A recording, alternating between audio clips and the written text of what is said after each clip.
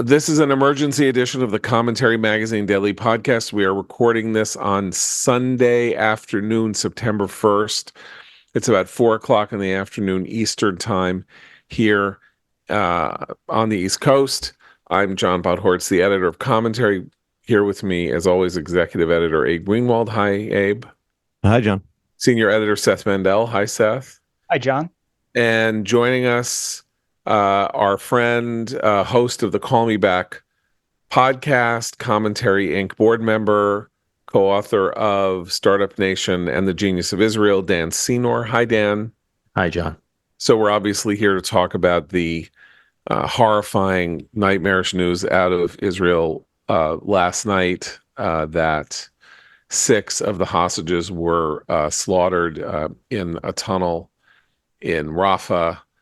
Those are, of course, Hersh Goldberg Poland, Ori Danino, Eden Yerushalmi, Almog Sarusi, Sasha Labanov, and Carmel Gott. Hersh Goldberg Poland, of course, an American citizen, the son of Rachel Goldberg and John Poland, who spoke at the Democratic Convention a couple of weeks ago, known to many people in my community of friends and people who were attendees of Camp Ramah in Wisconsin, where I believe they met, and friends, I believe, of Dan Senor's sister, Wendy, who is on the podcast that he just recorded for Call Me Back with Haviv Redig Gur. That will be coming to you in your feeds later tonight. Ours will start earlier. Whenever you're listening to this, there will either be upcoming or available to you at the same time Dan's conversation about this horror. Dan, clearly there are many issues to discuss. The reaction in Israel, the question of why this happened now and what it means and what it will mean for Israeli policy really in the next 72 hours to a week. And then there is the question of the American reaction and how that may play into this. Right now, as we speak, giant demonstration is taking place in Tel Aviv following a giant shutting down of the road into Jerusalem, which happened earlier in the day. The Histadrut, which is the largest public sector union, or the only real public sector union, has called for a general strike on Monday, shutting down the rail systems, the bus systems. I know that, like, my niece's the nursery school that my niece's daughter goes to is now striking. The airport, no planes in and out. No planes in and out. I think that there's a question of how long that's going to be, right? Is that going to be 24 hours or 2 hours? We don't know. We don't know. There's conflicting reports about whether other cities outside of Tel Aviv are going to participate in this general strike. The head of the Histadrut, Anon Ben David, said his purpose here is to force Netanyahu into a ceasefire deal that will bring the hostages home. How that would work, it's one of those magic dust sprinkling systems, according to which you say you're going to do this, and yada yada yada, the hostages are going to come home. But what's your having been speaking to people all day? What is your take on the general question of whether or not direct Israeli action is really going to put pressure on the government to change its policies and the warfighting strategy that it has adopted? Look, John, the way you feel, I mean, this is like a mini October 7th. It's the first time I felt this way since October 7th. And I'm trying to figure out why this has been such a shock, other than I know quite well 2 of the families who are directly involved, the family of Hersh, as you mentioned, and the family of Carmel. But both families have been on my podcast, and I stay in close touch with. I was in touch with one of Maya's family members today. I was in touch with one of Carmel's family. Her name is Maya today. I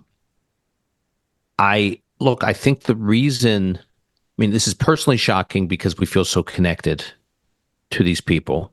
And as Maya who's a relative of Carmel, said to me today, over the last few weeks, the storylines were their hostage negotiations. The hostage negotiations are on, they're off, they're on, they're off, but there was something happening. Something was happening. And there seemed to be an uptick in rescue operations. And so the IDF was getting more effective in the tunnels and more effective with these rescue operations. And there's talk of a deal. And so she believed one of those things was going to happen. And she just didn't expect this. And this is coming against the backdrop of a very dramatic cabinet meeting that's been publicly reported, an Israeli government cabinet meeting, security cabinet meeting last week, Thursday, I think it was, in which Netanyahu and Gallant, apparently the defense minister and the prime minister, got into a real disagreement, heated disagreement, about voting on a clause in the cabinet about whether or not Israel will explicitly state that they're not leaving the Philadelphia corridor in the context of any negotiation. And so let's just pause there for a second, just to explain. The Philadelphia corridor is the border between Gaza and Egypt.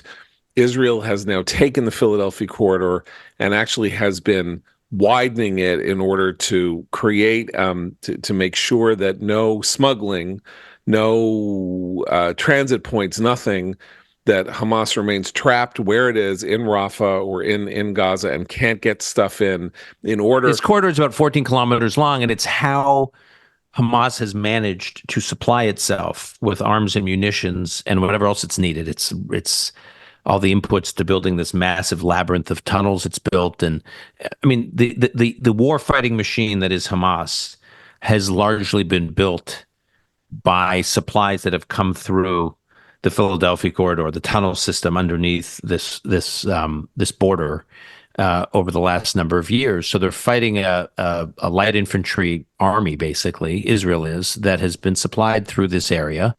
And it's hard to your point, John, to defeat an enemy who can at any moment scatter in the other direction through that area. So Israel being in that area, according to the prime minister, is pretty important to Israel winning or defeating Hamas. And the security establishment, not all of the security establishment, I might add, which I think we're going to see reporting in the days ahead, that it wasn't all of the security establishment, but many in the security establishment were arguing, don't make this move on saying Israel's not leaving the Philadelphia, because Hamas doesn't want Israel in the Philadelphia corridor. Egypt doesn't want Israel in the Philadelphia corridor.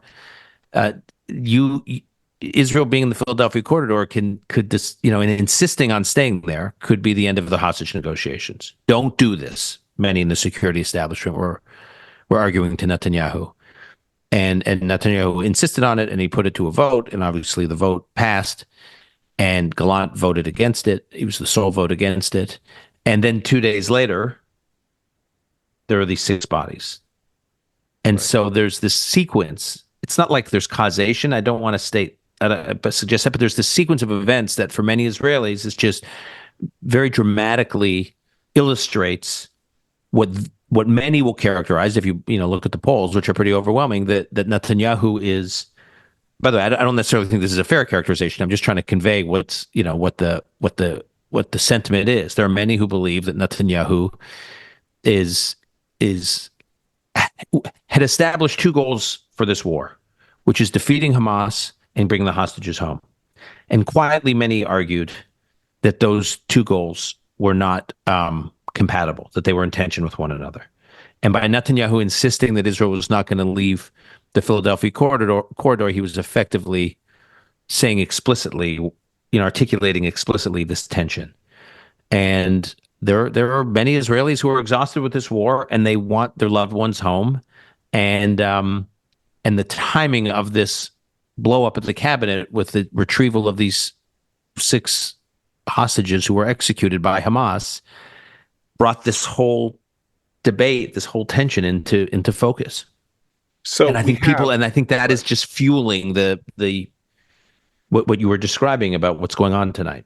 Right. So the manic quality of this is that a week ago came the rescue of the Druze hostage, Al-Qadi, Israeli troops or soldiers, fighters in the tunnels coming upon his location and Hamas fighters running away rather than engaging with them and leaving al-Qadi to be rescued by Israel, which caused a moment of complete exhilaration and joy in the country. That was a week ago, and so may have created this sense of hope that not only were these negotiations taking place that might come to fruition, but also that Israel had somehow gotten its mojo back on the ability, the Entebbe-like ability to go into these places, find them, rescue them, and bring them out. There have been some of these rescues. I think 4 people were rescued from Khan Yunis. I can't remember when. But mostly the hostages that were brought home from Gaza came as a result of the hostage negotiation in November that led to the pause, that led to, I think it was 78 hostages coming out of Gaza before the war started up a second time. What we have here is the defense minister saying it's okay, we can give up the Philadelphia corridor because we can go back in if we need to. And others in the security establishment kind of agreeing with him. And let's face it, on the face of it, this is not a sound military strategy. You don't unilaterally give up a piece of territory you're holding before the war is over that is of strategic value to your enemy. But the question is, do you have to do it in order to get the second goal that you said, or the other goal, which is get the hostages home? And Gallant, interestingly, not being the defense minister, you always think that guy is the one who's like, let's go in and bomb them back to the Stone Age, is the one who is arguing the most vociferously that it's okay to give up, or we can give up the Philadelphia corridor because this other goal, the hostage retrieval or the hostage rescue, is so vitally important that you can't let all of this founder, that we should take the risk for the reward that will come. And Netanyahu was unwilling to agree with that. So my question to you is, based on what you're hearing and all of that, does anybody have a military defense for the idea that it is sound policy to give up the Philadelphia corridor? I understand if you say we have 2 goals and we have to prioritize this one goal and take the risk because it's so important. There does seem to be a kind of weird insistence on the idea that Netanyahu is responsible for everything that's going on simply because he won't unilaterally say, okay, we'll pull out of here, which is not rational to me. But we may be beyond the ability in Israel to have a rational conversation about this. Can I just add? Yeah, go ahead. Just one more point about this and why it's not rational. If Israel gives up the Philadelphia corridor, what's to stop Hamas from smuggling hostages out through it as well? Yeah, presumably you can watch. You can. Yeah. Well, we don't know. By the way, Haviv Redegur on the podcast we recorded a little while ago made the point that at one point the military was hoping that Hamas would smuggle out the hostages because Israel would have better intelligence outside of Gaza of what's going on, so they could actually pick stuff up. But look, some of the generals have been arguing. The line they use is Philadelphia is not the Kotel. Like this is not the idea that Philadelphia corridor has become this symbol that Israel just under no circumstances, it's like it's sacrosanct. It just you can't even discuss Israel ever being without being in the Philadelphia corridor had gotten a little extreme and out of proportion. And the reality is, if the IDF needs to go back into the Philadelphia corridor, they can go back into the Philadelphia corridor. I should parenthetically, during the first hostage deal, when there was real division within the government, within the cabinet about whether or not they should do this first deal. And Ron Dermer, who on my podcast made this point. He said, look, I argued, Ron, who was at the time in the war cabinet, who was an observer in the war cabinet, said, the reason you don't want us to do this deal those who are opposed to it is because you don't think we say if we have the option to restart military operations in a matter of days, it was 8 days or something. If we get a bunch of hostages out and we can start operations in 8 days, and your criticism is we won't restart them, and that's why you're opposed to the deal. And Ron was saying what the prime minister is arguing is he will restart them if they decide that that's the prudent path, and we have that option. So in the security establishment, we're turning that argument back at Netanyahu now and saying we can always go back into Philadelphia. So if you can get a bunch of hostages out, and we can always go back in, maybe we can us a little bit, but we can go back in.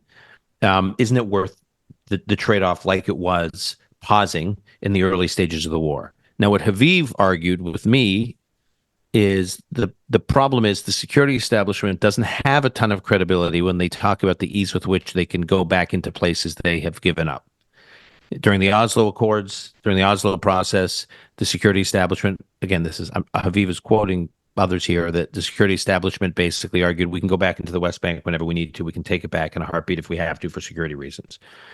Well, it wasn't so easy after the Second Intifada. Over 1,000 Israeli killed between 2000 and 2005, and Israel had to do Operation Defensive Shield, going into the West Bank, going into Jenin. These were brutal operations, and a lot of Israelis were killed. So it wasn't so simple. The Lebanon is the single best example. Unilateral pullback from Lebanon in 1999, 2000. Yeah. We're now 24 years later, and Hezbollah has amassed hundreds of thousands of rockets, and there was actually an Israeli war in Lebanon in 2006 that was a 34-day, very brutal conflict that ended without proper resolution, as we can see now, because the idea was, and Ehud Barak, who was the one who unilaterally pulled out of Lebanon, said, if we need to go back in, we'll go back in. Oh, yeah, right. Well, yeah. You can also use the Philadelphia corridor, because Israel pulled out of Gaza beginning in 2005 in the disengagement process, that they had to make a decision about the Philadelphia corridor. It existed back then, although there were, some border, some differences in exactly where the borders were and stuff. But they had to make that decision then. They made the decision, we can go back to the Philadelphia corridor if we need to. And that was probably the last time they discussed it was, 18 years ago. And now they're talking about whether they can leave. So I think, the record is, and when they left Gaza, it was Ariel Sharon, who was not exactly known as a wimp, right? Who was prime minister. And Ariel Sharon's argument was we can leave Gaza because if they move rockets to the front lines and shoot rockets at us from Gaza, we can go back into Gaza. But it took time to be willing to go back into Gaza. And it's taken 18 years to face the question again of what to do about that particular corridor. Right. Okay. So let's move on, because Dan, I know you've got to go. So, and we'll continue the conversation after you have to depart. But I want to move on to the question of the American response for a minute, if that's okay. So we have statements from the president, we have statements from the vice president and major presidential candidate, and from the Secretary of State. The Secretary of State, his statement is disgraceful. He, in a weird way, Anthony Blinken said, Hersh Goldberg, Poland, 23-year-old slaughtered by Hamas this weekend, is a hero, and his parents are heroes and everything. He is not a hero. He is a martyr. He was killed because he was a Jew. He was killed because he was an Israeli. The horrifying story that we're now hearing from the results of the autopsies and what they think they know from the autopsies is it's likely that the six of them were together in a room and had to watch each other get shot to death and wait their turn to get killed, treating this as though may his memory be for a blessing and everything is, and we should treat him as a hero and our hearts are broken. That's not what the world needs to hear from the Secretary of State, and that we need to, the diplomacy now really needs to get going. Biden said the diplomacy needs to get going. Harris's statement was actually, in language terms, more resolute. than Biden's or Blinken's. I mean, she said this is monstrous. Hamas is an evil organization. It cannot be allowed to run Gaza. It cannot be allowed to stay in power. So that's the hardest line that she has taken. And then this afternoon, Tim Walz is I think he's at the Minnesota State. I can't tell where he is in this video that I just saw. And someone says to him, a reporter says to him, what do you think of what happened to the hostages in Gaza? And he says, the vice presidential candidate of the United States walks away from the question. Doesn't say, an evil was done, our hearts are broken, an American was murdered, something's, we are right now engaged in heated discussions about how we're going to handle this matter. He walks away from the question. Am I overreacting when I look at this with kind of grief-stricken horror? No. It's like shocking. That's shocking. What I do think, I mean, in these moments, John, there's such a tendency to just want to like point fingers and who's responsible and assign blame. And I think that's a lot of what's going on right now. These protests going on, which I don't begrudge any Israeli turning out to protest. I know a lot of people who are out right now. I've spoken to many who are out protesting. It's not clear what the demand is. What is like they're asking Netanyahu to do what? It's not like if it's in March of last year when there were protests over judicial reform, after Netanyahu had fired Gallant before he unfired him, massive protests, and they wanted the judicial reform process to stop. It was a binary thing. It was Netanyahu who was in charge of the government that was pushing these judicial reforms.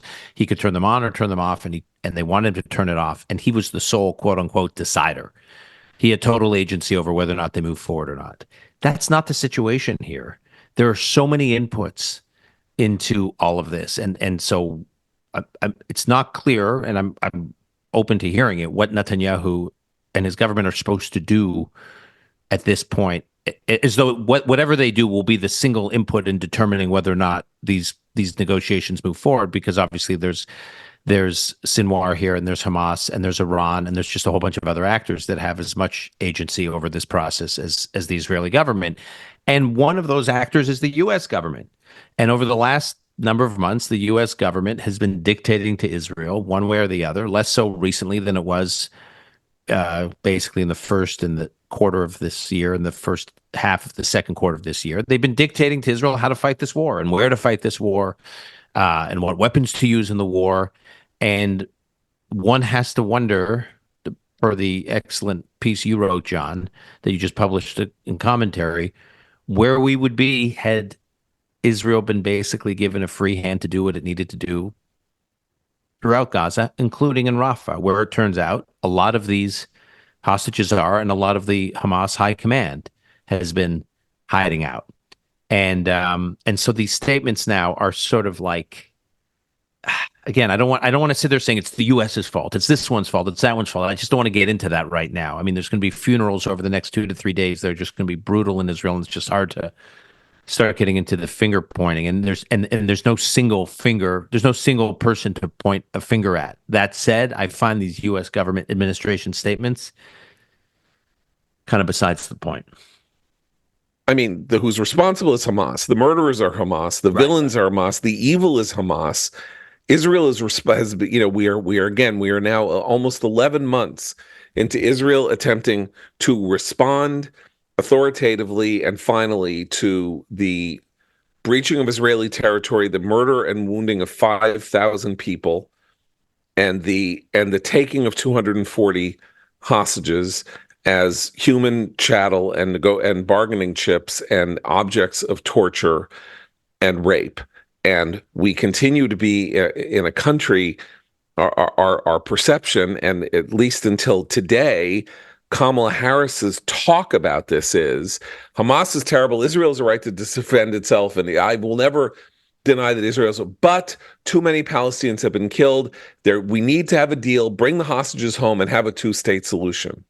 Right, and deal Which with is signs- which is- food security in Gaza, and deal with Yeah. like all these humanitarian issues. By the way, I just want to Yeah, you're absolutely right. I want to be clear in terms of yeah. of course Hamas is responsible. Well, I know Of you know. course, I Hamas. know. Yeah, Yeah, right. Yeah. I just, but there's a tendency to, there's a tendency in this situation because Hamas is the party that all of us involved, everyone has the least control over. So there's a tendency, like I see this with my Israeli friends, they want to blame the government because that's the only thing they can have influence on. And we in the US want to blame our government or, because that's the only thing we say. We have the power to hold our own government accountable to some degree. Like we all want to deal with what we can deal with, but the reality is something as complex as this. All these different actors only have so much influence when you're dealing with the evil of Sinwar and Hamas. Well, And can I ask you? Oh yeah, go ahead. I was just going to, no, ask Dan because his time's limited. Go. All right, I was just going to ask you.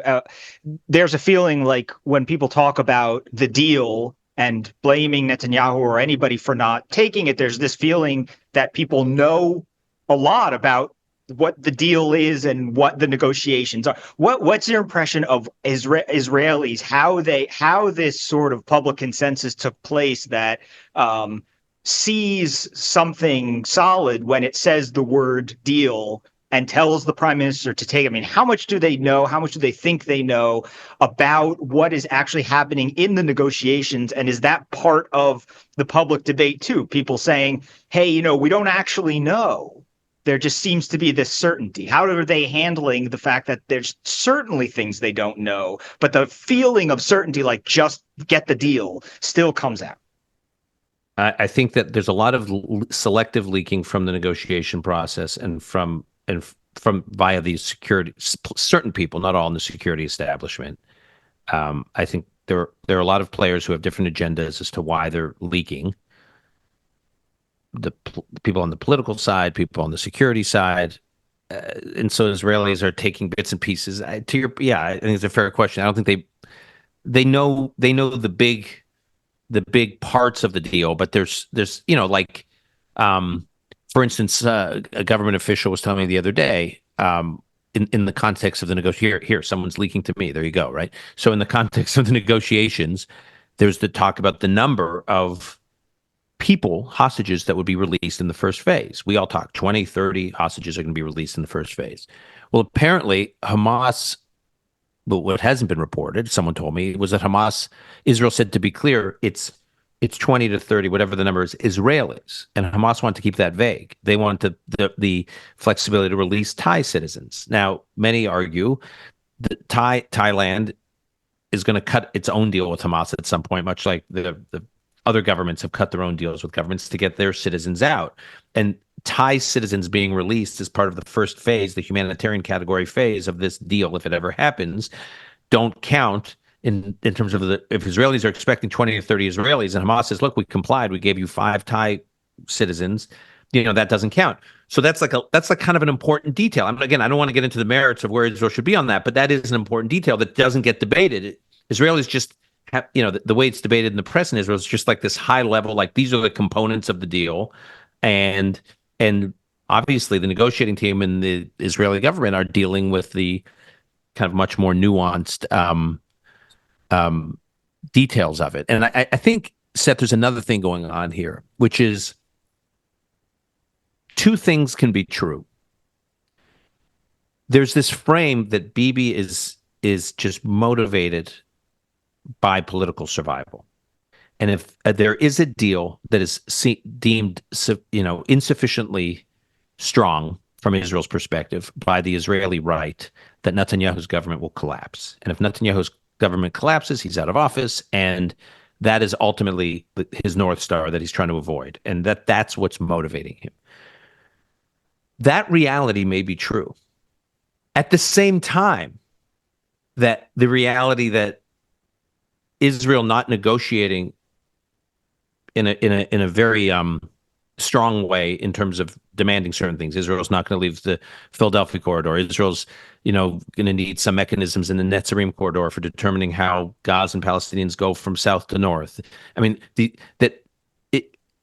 that is actually in Israel's interest, and that's motivating Netanyahu too, and it's in Israel's long-term security interest. So it's like both of those things could be true. It's in Netanyahu's political interest for there not to be a deal, at least as it's been discussed so far, and that it's in Israel's security interest. But the whole body politic and the whole press debate in Israel is though it's either like it's about getting the hostage out or Netanyahu surviving politically. And there's this whole other aspect that has just been subordinated in the debate.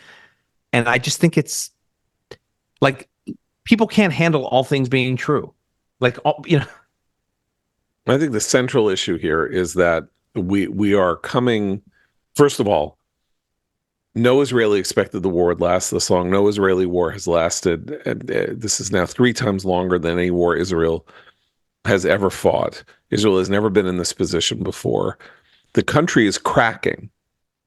Things are cracking, and they're cracking at a moment at which, in a more reasonable frame, the country could be confident that it has now started to pursue an endgame strategy that has real prospects of achieving that first goal, right? Which is ending Hamas, destroying Hamas, ending its reign over Gaza, and concluding this direct confrontation with an Israeli victory. That's actually what seems to be in the offing. Emotionally, not at all. I mean, emotionally, that is not where the country is at all. It doesn't feel it. And the center focusing on Bibi is the way in which the country handles the way it feels. Dan, I know you got to go. So thank you so much for thanks, guys, for being here with us. And we can all right. So Abe, what I'm curious about from your perspective, as you look at this as, just someone who is simply trying to watch and take in and understand, rationally, things are going well, but they're awful because 6 people just got slaughtered, and there's now, I don't know I can't even remember what the number is left. 100 we don't know how many are alive, how many are already dead, and the prospects somehow seem nightmarishly bad for them. And maybe this is where this was always leading. That is to say that as the Israelis approach victory, the threat to the hostages gets immeasurably worse because Hamas has no incentive to negotiate its way into self-destruction. And it has its own emotional release valve, which is killing these Jews that it has in its hands and trying to destroy Israel's spirit by doing so. And I think the flip side of that is that as Hamas does this, kills Jewish hostages, if it inspires the kinds of uprising, the kinds of protests, shutdown that we're seeing in Israel, it strengthens Hamas's, I'll use this term in quotes, negotiating hand for a ceasefire. You can look at what's happening in Israel now and say, if this softens the Israeli government to some degree, well, it will have softened them a lot. And we can ask for anything. And to Dan's point about, how this involves a lot of different factors and different players that take it out of solely Netanyahu's or the entire Israeli government's hands. It's true, but there is conceivably one thing that Israel could do now in response to this, in terms of hostage negotiations, which would be to give Hamas everything it wants. Right? That would be the sort of logical endpoint here. Right? If it means getting them all back. Now, this is not talk about not viable and making no military sense and making no sense for the existential state of Israel. But isn't that kind of what short of that? And I'm saying this delicately because, like all of us, I understand entirely why the free hostage, the hostage families and their supporters are in the state they're in.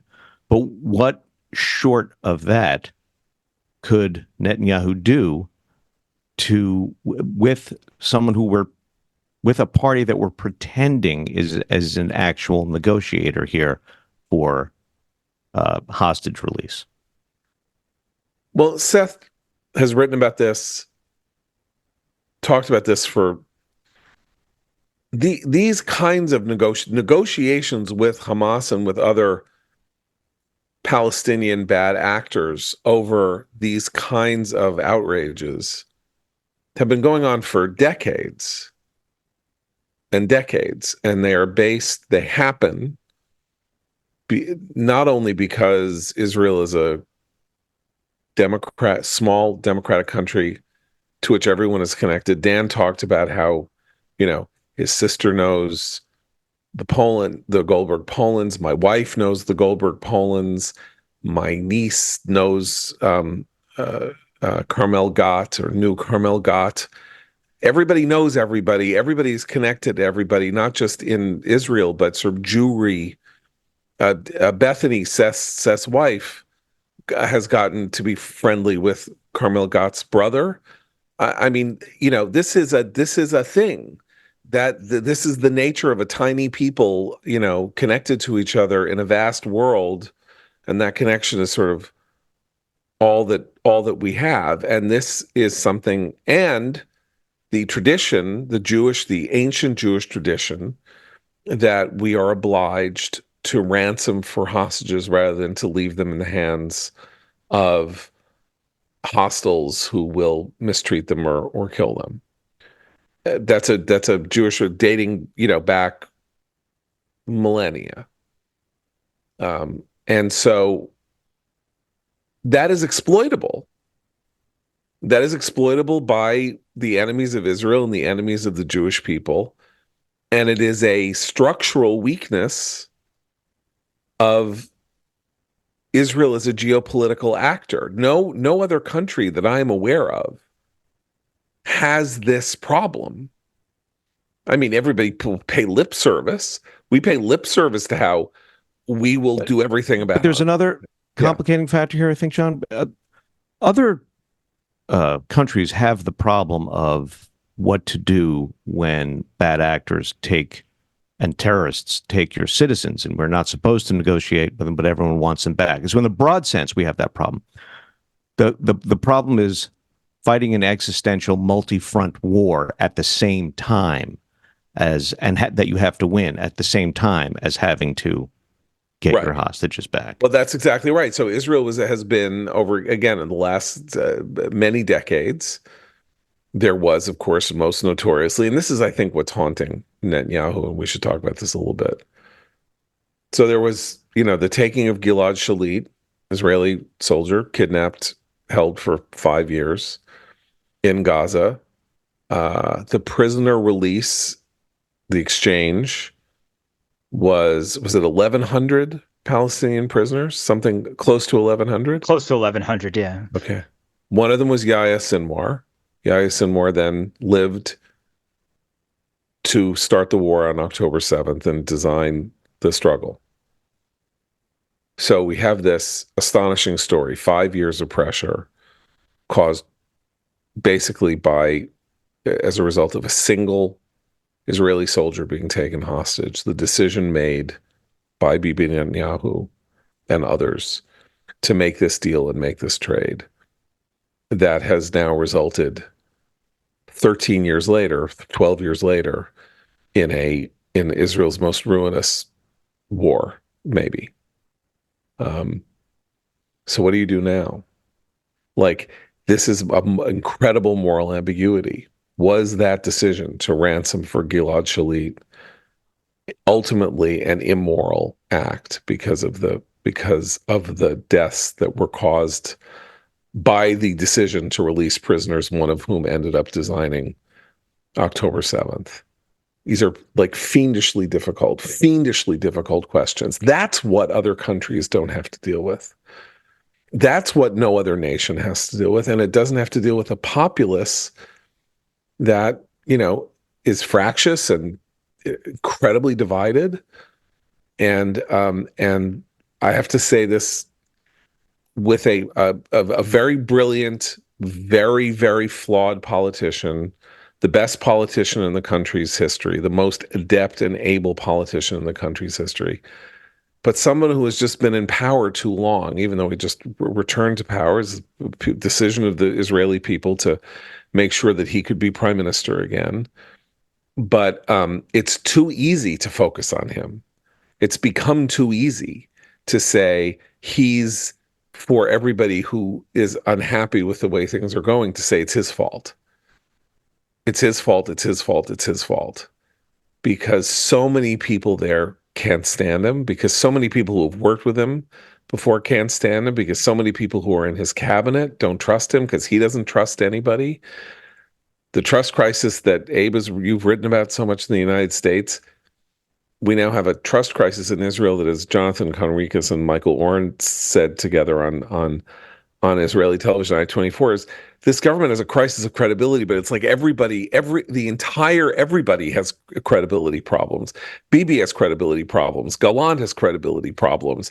The right has credibility problems.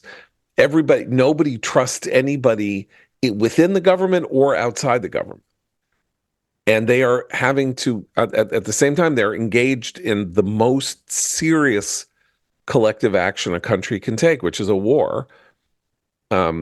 It's almost insuperably complicated. So, Seth, since this is something you've written about so much, we don't know what's going to happen over the next week. Or the next 72 hours. There's going to be a general strike in Israel, supposedly. Either it'll be nationwide or it won't be nationwide. It's largely being led by the public sector labor union, the Histadrut, shutting down subways, buses, all that. Maybe it'll last a day, maybe it won't. Maybe they'll stop, maybe they won't. The airspace will be closed, maybe it won't. But this is a terrible time of testing about whether or not Israel is going to be able to show the stomach or have the heart, or however you want to look at it, to finish the job that it started, that it seemed to be so close to finishing before this calamity has now upended the entire public discussion. Yeah, and it's worth noting that the calamity we're talking about today, not that you suggest there's a silver lining or anything like that, but it is the case that the calamity that we're discussing today, the murder or the execution of these hostages, is because Israel was close to the end, which is to say these were the hostages. We don't know exactly where Yahya Sinwar was. I don't know, and I'm not claiming to know. But if you had asked me, I would say wherever he is, if he has hostages around him, Hersh Goldberg Poland is right next to him, right? That this is the group of hostages that he's using as a human shield. Right. Most young, likely. They're the young, they're the healthy, though, of course, Hersh had a terrible injury done to him, but they were young, famous and the high profile to right. The speaking at the convention, his parents become world famous in his defense and all of that. He's like gold. He's like a piece of gold, and they were willing to and slaughter him to make hostage this point. that Israel rescued in the tunnel last week was the place where they rescued him was about, I think, 3/4 of a mile from where they located the bodies of Hersh and the 5 others that were executed. And they were executed a couple days later. So I think that one of the implications of all this is that, yes, Israel was practically knocking on the door, is what you would assume when reading this, because you would assume that Hersh, and maybe some of the others too, but certainly Hersh, a guard is not going to execute Hersh Goldberg Poland unless Yahya Sinwar says very clearly, do it. So, and we know that, communication is messed up. So there's reason to believe that this is part of the end game, which is very hard to stomach in itself, because there's going to be these, you sort of look back and go, oh, we were so close. They were close, or they were close here, or what if this, and the what ifs that go through your head. But the main thing is that Israeli society, I think, has to just remember that this is all happening because this is how the end game goes. Yahya Sinwar executing people he wouldn't execute until, and in fact, when he released the video of Hersh Goldberg Poland at around Passover in the spring, we all said correctly at the time that the reason he had released a video of Hersh alive was because that was the last card he had to play. Israel was going to go into Rafah, and he was able to to delay it by putting out this video of Hersh. Right. So, this is part of the end game. But that is, Abe, that is the horror here, which is that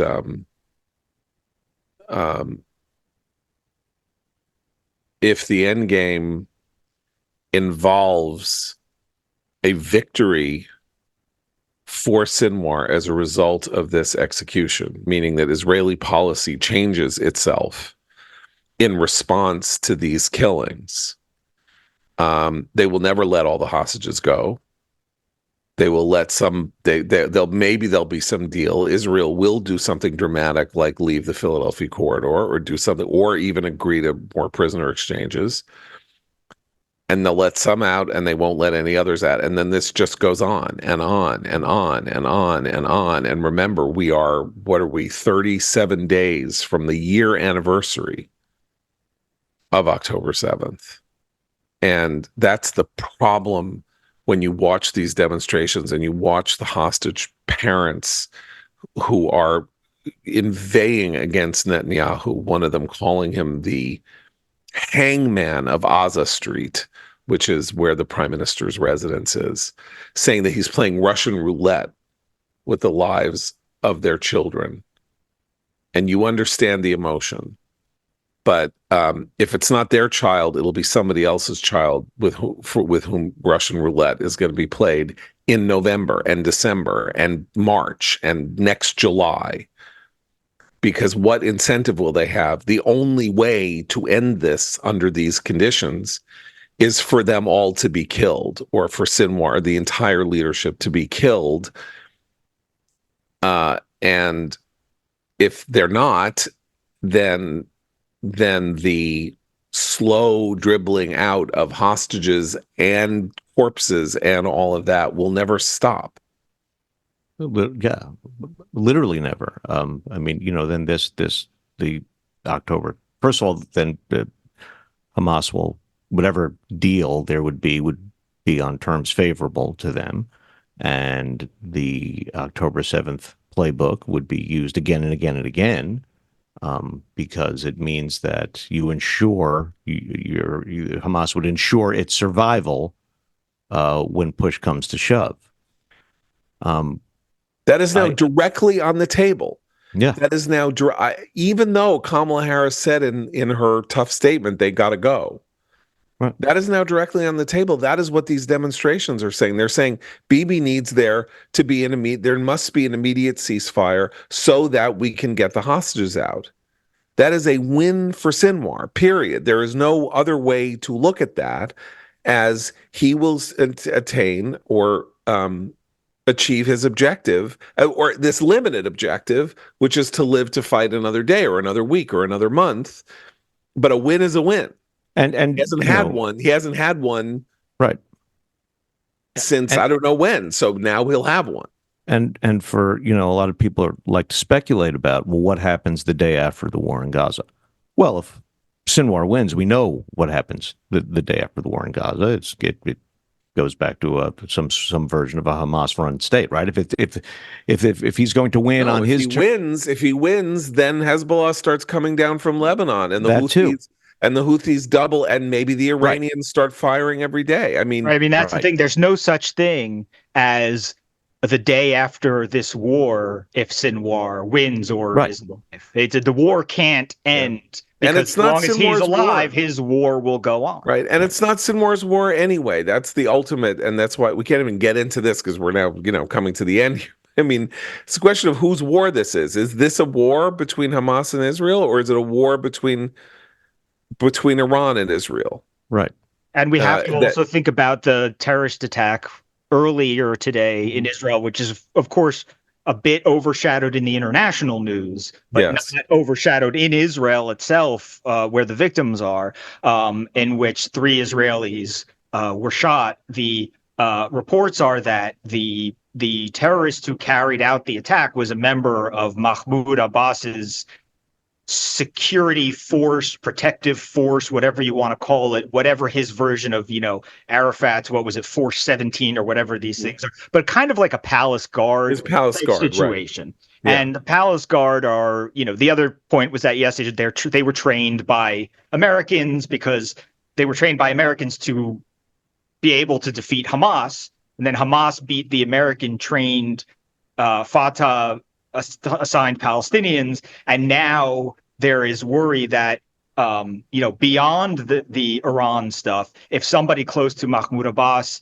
is going to be a cowboy in this manner, then, it opens up all sorts of other really distressing possibilities about what happens next. Right. I mean, the thing is, it's like one of those moments where it's fine for us to say, look, screw your courage to the sticking post.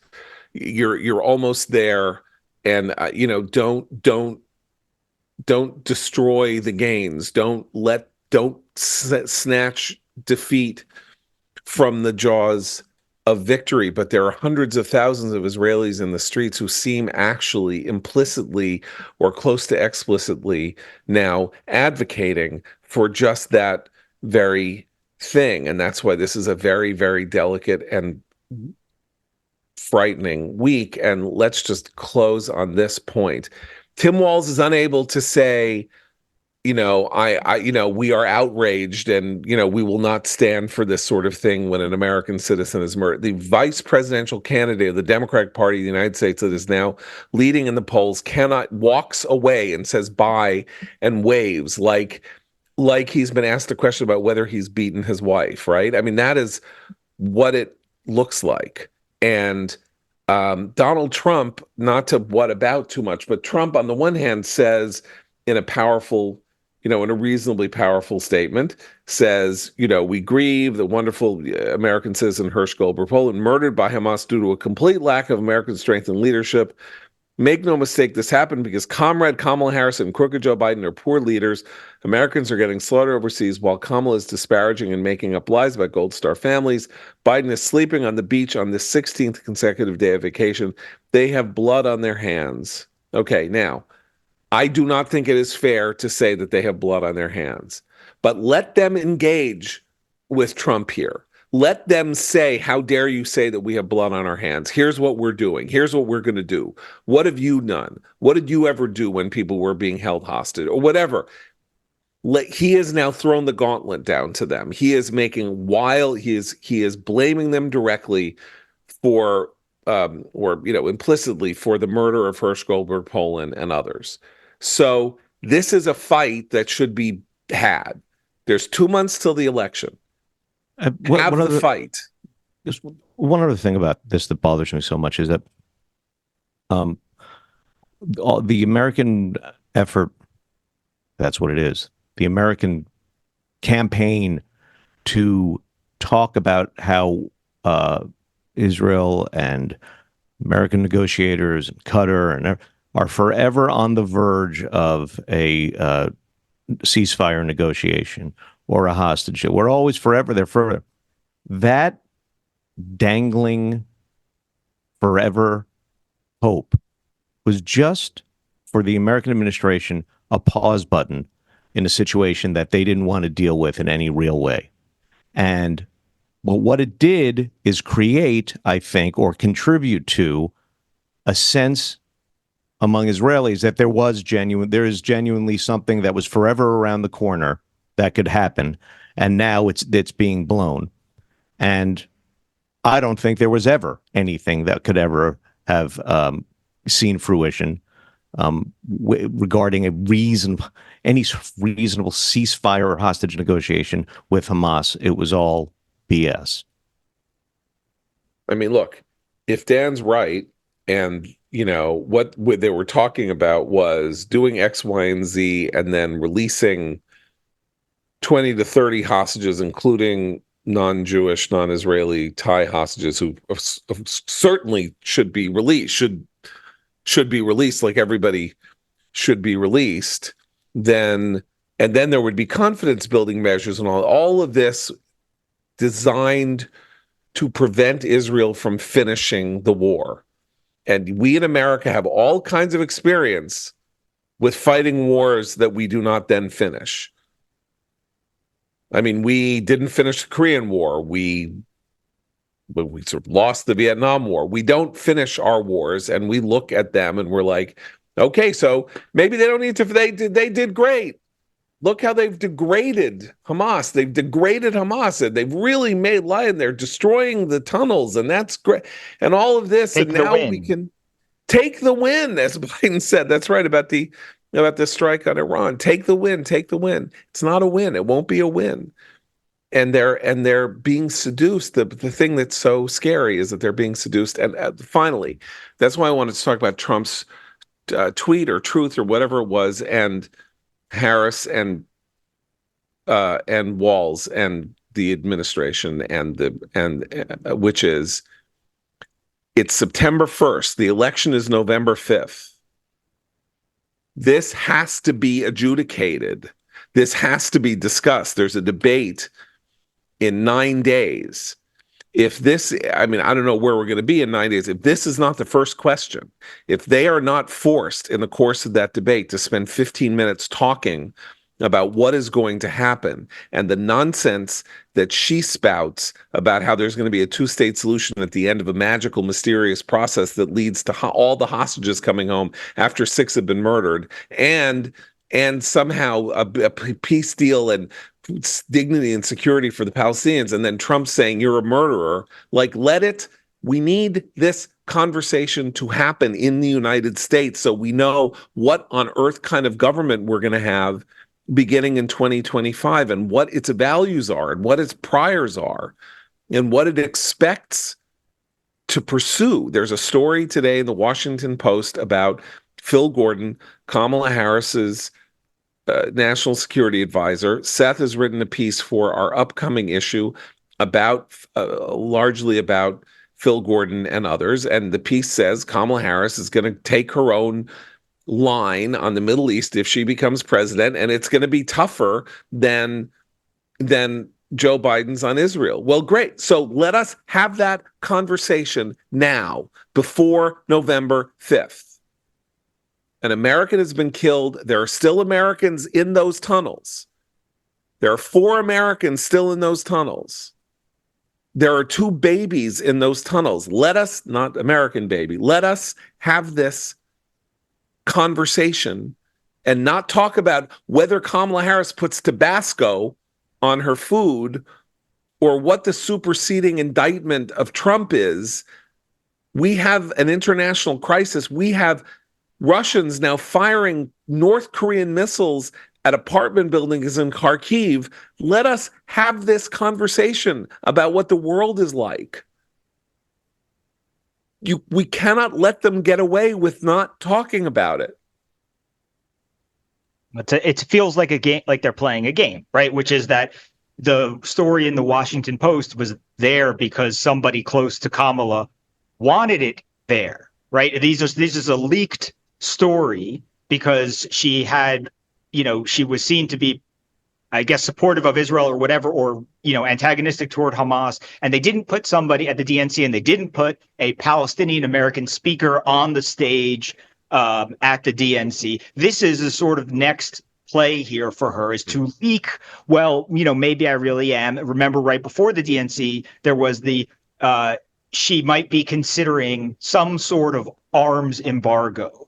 And she told the group that. When the group said, hey, guess what? The vice president told us, she waited a day and then she walked it back. And then she said, we headed to the DNC. And then we're here today where she leaks to the Washington Post. This was yesterday, on the same day, by the way, that we found out, at least here in America, on the same day that we found out about the hostages, she leaks the idea that maybe she will think about it and stuff like that. If at this point, it feels like a game. I'm constantly like we're a cat. So fine, you know what? Again, dangling right. this stupid ball of yarn in front of our faces. Good. She's playing a game. So play it out in public. Mhm. There's one debate. She's not getting interviewed. Trump's all out there. Trump's out there. He's like, this wouldn't have happened on my watch. They have blood on their hands. They're monsters. Call him out on it. Yell at him. Interview him. He'll talk to anybody. Go up to him. He'll, if you ask him a question about abortion, he'll say whatever he shouldn't have said, and then he'll be the one who has to walk it back.